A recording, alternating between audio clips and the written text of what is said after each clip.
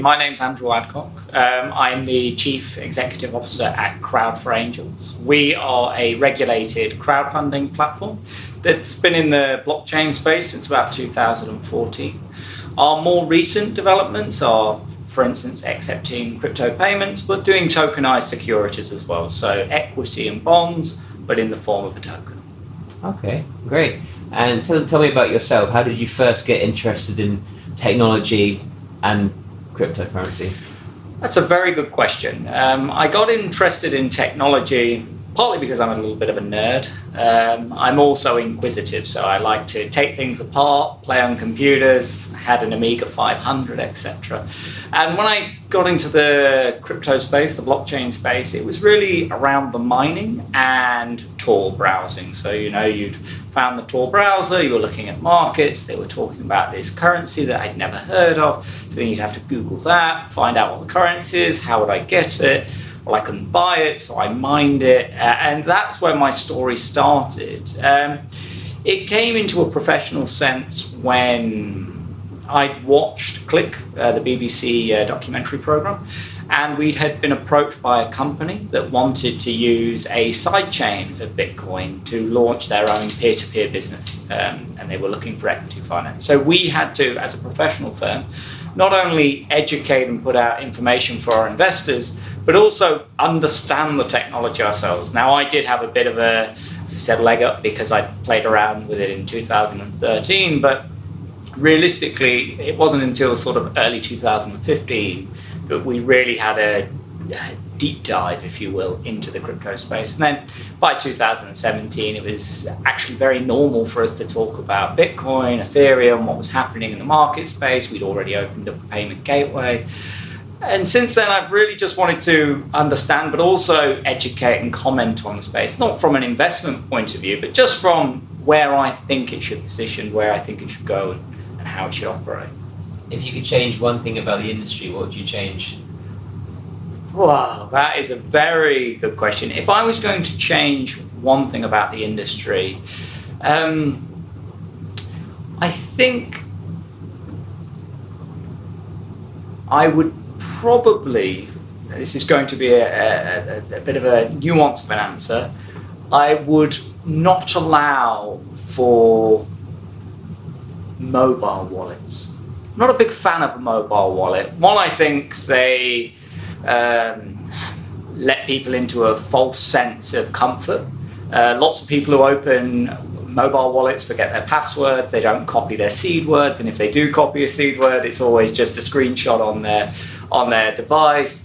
And I prefer the desktop version as well. Actually, I think in saying that answer, it might be slightly naive, but I think the adoption to utilizing street branches, banking, things like that, to accept wallets as a form of banking could be adopted quicker. However, I state that, but one thing that has really helped mobile applications is the sort of different countries. You look at Thailand, it's difficult to open a bank account, but I can get a crypto wallet in 30 seconds. It's just how you do that in a way that's provides the end user with the right comfort, not just comfort, but controls, understanding, etc. So I think if we held back mobile wallets a little bit, I think in the future, when people had a bit more of an understanding, we wouldn't have lost so many wallets. I've lost a few myself. When you upgrade your phone, you always lose your wallet. IM token, which was a famous wallet, when they upgraded to version 2, you had to download a whole new wallet and then import it. It was tough. Okay. So where do you think blockchain technology will be most useful? In what industry?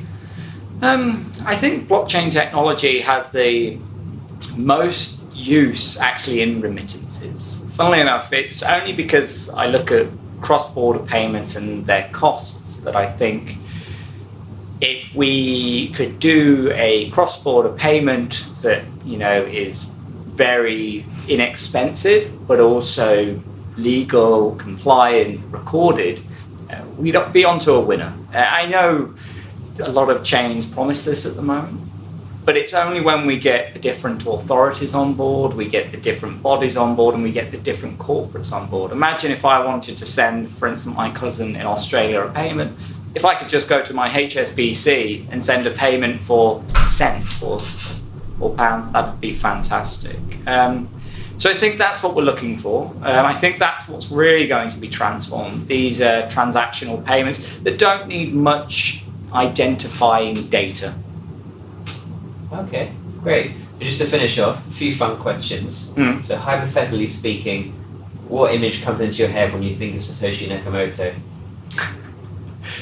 You know, most people would say either an old Chinese man or a Japanese man. I always think of a woman, funnily enough. And I think of a young female, late 20s, early 30s, who's just sort of got fed up and decided to change a little bit. Someone a little obtruse and just hidden in plain sight.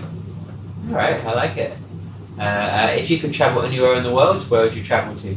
I haven't been to San Francisco yet. I'd love to go there. Some people rate it very highly, some not so much. But I'd like to go there just to see what the scene's like, if it's, they've got the ATMs and things of that nature, and just to see how well crypto's been adopted. What ATM specifically? Bitcoin one. I know they have one just down the road here at Old Street, but I see them rarely. And when I've travelled to places like Korea and Japan, yes, they are around, but I think the adoption's been slightly overhyped. So I wanted to see if San Fran was the same or if it's slightly different. Right. And last question, what's your favourite movie? Independence Day. My favourite movie of all time is Independence Day. It has to be the first one, not the new remake that's not as good. Bull.io.